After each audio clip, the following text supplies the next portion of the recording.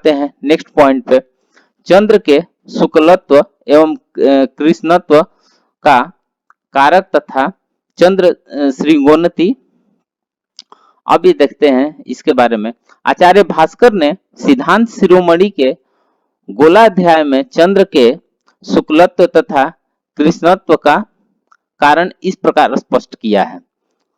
जैसे सूर्य की किरणें के संयोग से धवल कांति अमृतामय चंद्रमा का सूर्य की तरफ का भाग प्रकाश से चमकता है। उस चंद्रमा के विपरीत दिशा में रमणी के सिर के श्याम वर्ण के केशों की श्यामलता की भांति अथवा सूर्याभिमुख घट के विपरीत दिशा में स्वयं की छाया की श्यामलता के सदृश चंद्रमा श्याम यानी काला रंग दिखाई देता है। सूर्य के नीचे स्थित चंद्रमा का आधा भाग मनुष्य को अदृश्य होता है क्योंकि वहां अंधेरा रहता है और चंद्रमा का आधा भाग ही दृश्य होता है जो पूर्णिमा में परिवर्तित होने लगता है। सूर्य से जब चंद्रमा अपनी कक्षा के चतुर्थ भाग तुल्य स्थान पर चंद्र कर्णातर दूरी पर होता है तब सूर्य से लंबवत होता है। उस समय चंद्र गोल के आधे भाग का आधा भाग अर्थात दृश्य चतुर्थांश भाग मनुष्य को शुक्ल दिखाई देता है। जलज होने से जलमय चंद्रमा के बिंब की सूर्य के सामने होकर दूर आगे जाते हुए सूर्य की तीक्ष्ण किरणें से शुक्लता तथा समीप जाते हुए कृष्णता में वृद्धि होती है। उसके बाद होगा पृथ्वी सूर्य की परिक्रमा करती है तथा चंद्र पृथ्वी के चारों ओर भ्रमण करता है। प्रकाश के नियम के अनुसार चंद्र बिंब का सूर्य के सम्मुख वाला भाग प्रकाशित होता है। चंद्रमा की कक्षा सूर्य से नीचे है अतः चंद्रमा का जो भाग सूर्य से प्रकाशित होता है वह हम पृथ्वी के दृश्य भाग के विपरीत होता है। यहाँ पे एक पिक्चर दिया हुआ है, पिक्चर को समझ के आप लोग ड्रॉ कर लीजिएगा और फिर ड्रॉ करने के बाद अब हम नेक्स्ट देखते हैं। ज्योतिष शास्त्र में इसे चंद्र श्रृंग कहा गया है। चंद्र श्रृंग कहा गया है। यह श्रृंग जिस दिशा में उन्नत होता है उस दिशा के अनुसार इसके फल का विचार संहिता शास्त्र में किया जाता है। अतः चंद्र के श्रृंग का उन्नत होना चंद्र श्रृंगोन्नति कहलाता है। आचार्य भास्कर के अनुसार यह श्रृंग मास के प्रथम पाद तथा अंतिम पाद में दिखाई देता है। पाद का अर्थ चतुर्थांश है। एक मास में 30 तिथियां होती है। 30 तिथियों का चतुर्थांश 7.5 तिथि होता है। चंद्रमास अमावस्या से लेकर द्वितीय अमावस्या तक का ही समय है। अतः शुक्ल पक्ष की प्रतिपदा से लेकर शारद सप्तमी तिथि तक प्रथम पाद तथा कृष्ण पक्ष की शारद सप्तमी तिथि से लेकर अमावस्या तक मास का अंतिम पाद होता है। कहने का अभिप्राय यह है कि कृष्ण पक्ष की शारद सप्तमी तिथि से लेकर कृष्ण पक्ष की शारद सप्तमी तिथि तक अमावस्या को छोड़कर क्रमशः श्रृंग का ह्रास तथा वृद्धि होता है। जैसा एक पिक्चर में यहाँ पे 1 2 3 4 देख लीजिए कैसे घट और बढ़ रहा है तो होता है। अब आते हैं श्रृंगोन्नति साधन के उपकरण। तो इनके उपकरण निम्नलिखित हैं। पहला है सूर्य तथा चंद्र का उदयास्त विचार। सूर्य का प्रकाश अधिक होने के कारण हम उसे देख नहीं पाते हैं। ग्रहों का यह उदयास्त कालांश के अनुरोध से होता है। चंद्रमा के कालांश 12 अंश है। इसके विषय में आप इसी खंड की आप इकाई 2 को जब आप पढ़ेंगे तब ये आपको पूरा, अगर नहीं पढ़े हैं तो इसको पढ़ लीजिएगा, आपको पूरा कॉन्सेप्ट समझ में आ जाएगा। यहाँ क्षितिज के कारण जो सूर्य एवं चंद्र का उदयास्त होता है उसका विचार किया जा रहा है। सूर्य सिद्धांत में चंद्रमा के दैनिक उदय तथा अस्त काल का विचार इस प्रकार से किया गया है जैसे शुक्ल पक्ष के दिन चंद्रमा का अस्तकाल जानना हो तो उस दिन के सूर्यास्त के समय सूर्य और चंद्रमा को स्पष्ट करके और चंद्रमा के अक्ष तथा आयन द्विकर्म का संस्कार करना चाहिए। आयन द्विकर्म के संस्कार करके सूर्य के भोगांश और चंद्रमा के भोगांश में 6 राशियों को जोड़कर उनके उदय लग्नों के अंतराशुओं का ज्ञान करना चाहिए।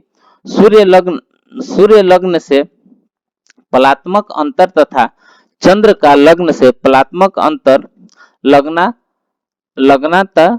लग्नांतराशु है। यदि सूर्य और चंद्रमा एक ही राशि में हो तो इनके भोगांशों के अंतर की कला बना लेने से अंतराशु होते हैं। इन उदय लग्नों के अंतराशुओं को अगर घटात्मक बनाकर इनको सूर्य और चंद्र की दैनिक गतियों से गुणा करने तथा गुणनफल को 60 से भाग देना चाहिए। सूर्य की गति से जो लाब्धि मिले उसको सूर्य के भोगांश में और चंद्र गति से जो लाब्धि मिले चंद्रमा के भोगांश में जोड़कर इनका लग्नांतर काल पहले की तरह फिर से ज्ञान कर लेना चाहिए। इस प्रकार कई बार करने से लग्नांतर काल स्थिर हो जाता है। इतने समय में ही शुक्ल पक्ष में सूर्यास्त के बाद चंद्रमा का अस्त होता है। कृष्ण पक्ष में सूर्यास्त के पश्चात चंद्र का उदय होता है। कृष्ण पक्ष में चंद्रोदय के समय का ज्ञान इस प्रकार से किया जाता है, जैसे कि 6 राशि सूर्य में जोड़कर द्विकर्म संस्कृत चंद्र के अंतराशुओं का साधन करके इन्हीं अंतराशुओं के तुल्य सूर्यास्त के बाद कृष्ण पक्ष में चंद्रमा का उदय होता है। अब नेक्स्ट देखते हैं भुज, कोटि तथा कर्ण का ज्ञान। तो ये श्लोक देख लीजिएगा, ये क्या कह रहा है। अब आते हैं, सूर्य से चंद्र यदि दक्षिण में हो तो दक्षिण की तथा उत्तर में हो तो उत्तर की भुज होती है। इस भुज के रूप में चंद्र से छाया कर्ण से गुणा कर 12 गुणित अक्षज्या में संस्कार करने से जो फल प्राप्त हो उसमें स्वदेशीय लब्जया का भाग देने पर भागफल संस्कारोत्पन्न दिशा का भुज होता है। द्वाद सांगुल शंकु को कोटि मानकर इन दोनों के वर्ग योग का मूल लेने पर श्रृंगोन्नति साधन में कर्ण होता है। सूर्य तथा चंद्रमा का नाड़ी वृत्त से अंतर तथा स्पष्ट क्रांति वृत्त कहलाता है। यह क्रांति अंशात्मक होती है अर्थात चाप रूप में होती है। इस चाप को जया बनाकर भुज का ज्ञान किया जाता है। सूर्य की क्रांति का ज्ञान उसकी राशि के अनुसार किया जाता है। सूर्य यदि मेषादि 6 राशियों में हो तो उत्तरा क्रांति होगी, यदि तुलादि 6 राशियों में हो तो दक्षिणा क्रांति होगी। चंद्रमा का नाड़ी वृत्त से यामियोत्तर अंतर चंद्रमा की क्रांति है। चंद्र का स्थान क्रांति वृत्त में होता है। ग्रह बिंब तथा ग्रह स्थान के मध्य का अंतर सर है तथा ग्रह स्थान से नाड़ी वृत्त का अंतर क्रांति होता है। इस प्रकार सर तथा क्रांति के संस्कार से स्पष्ट क्रांति का ज्ञान किया जाता है। इस प्रकार दोनों की क्रांति का ज्ञान कर क्रांति ज्याओं का योग एवं अंतर करने से भुज होता है। आचार्य भास्कराचार्य ने सिद्धांत शिरोमणि में अग्रा तथा संकुतल के संस्कार से भुज साधन किया है। जैसे कि रवि की आग्रा तथा उसका संकुतल का एक दिशा होने पर योग तथा भिन्न भिन्न दिशा में पर अंतर रवि भुज होता है। चंद्र की अग्रा तथा संकुतल का इसी प्रकार से योग तथा अंतर चंद्र भुज होता है। चंद्र तथा उसके भुजों की एक दिशा में होने पर अंतर तथा भिन्न दिशा होने पर योग करने पर श्रृंगोन्नति का स्पष्ट भुज होता है। पूर्वापर सूत्र से उत्तर की ओर जितना अंतर हो उतने अंतर पर शंकु रहता है। यह अंतर करने पर शंकु तल से अग्रा यदि घट जाए तो दक्षिण भुज होता है। यदि अग्रा दक्षिण हो तो शंकु तल भी दक्षिण ही होता है। इनका योग करने से समसूत्र तथा शंकु का अंतर्भुज दक्षिण की दिशा में होता है। इस प्रकार अधोमुख शंकु उत्तर गोल में अग्रा तथा शंकु तल का योग तथा दक्षिण गोल में अंतर करने पर भुज होता है। इस प्रकार चंद्र तथा सूर्य के भुज होते हैं। इन दोनों से संस्कार से स्पष्ट भुज होता है। स्पष्ट भुज से अभिप्राय चंद्र तथा सूर्य का याम्योत्तर अंतर से है। सूर्य तथा चंद्र के भुज को एक दिशा में होने पर अंतर तथा भिन्न दिशाओं में योग करने पर स्पष्ट भुज होता है। अब नेक्स्ट देखते हैं शुक्लांगुल साधन। चंद्र बिंब में दिखाई देने वाले शुक्ल भाग का अंगुलात्मक मान शुक्लांगुल कहलाता है।